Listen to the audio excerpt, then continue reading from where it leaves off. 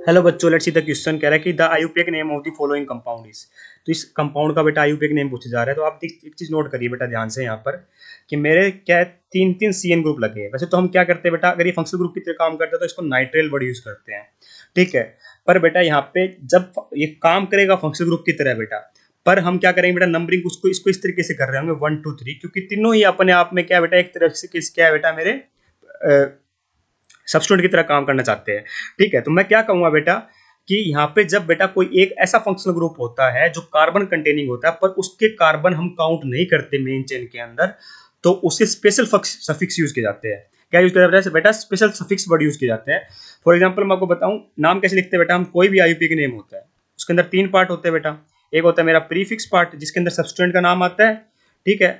और cyclic word है तो साइक्लिक कंपाउंड है तो साइक्लो वर्ड आता है। उसके बाद रूट वर्ड, मतलब इसमें जो मेरी प्रिंसिपल चैन होती है बेटा, उसमें कितने कार्बन है उससे डिसाइड होता है। उसके बाद बेटा मेरा सफिक्स आता है।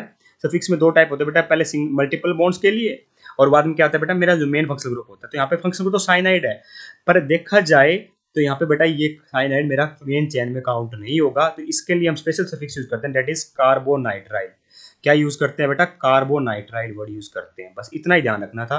तो यहाँ पे क्या बेटा, मेरा 1 2 3 पोजिशन पर क्या बेटा, मेरे तीन सीएन पोजीशन प्रेजेंट है, तीन सीएन प्रेजेंट है। तो तीनों को बराबर हम इक्विवेलेंस रेफरेंस देने के लिए हम क्या करेंगे बेटा, तीन कार्बन चेन मेन चेन है बेटा, तो मेन चेन के लिए वर्ड क्या यूज होगा? प्रोपेन, है ना, प्रोपेन, ठीक है। और ये क्या बेटा, स्पेशल सफिक्स यूज होगा कार्बोनाइट्राइल। तो कहाँ कहाँ प्रेजेंट है ये? 1 2 3 पोजीशन प्रेजेंट है, तो उसका लिखा जाएगा 1 2 3 propane carbonitrile, propane try carbonitrile. हाँ तीन है ना, ट्राई कार्बोनाइट, ताकि तीनों को इक्वल वेटेज मिल रही है बेटा। यहाँ पर इस बात का अपने को ध्यान यहाँ पर रखना है, ठीक है।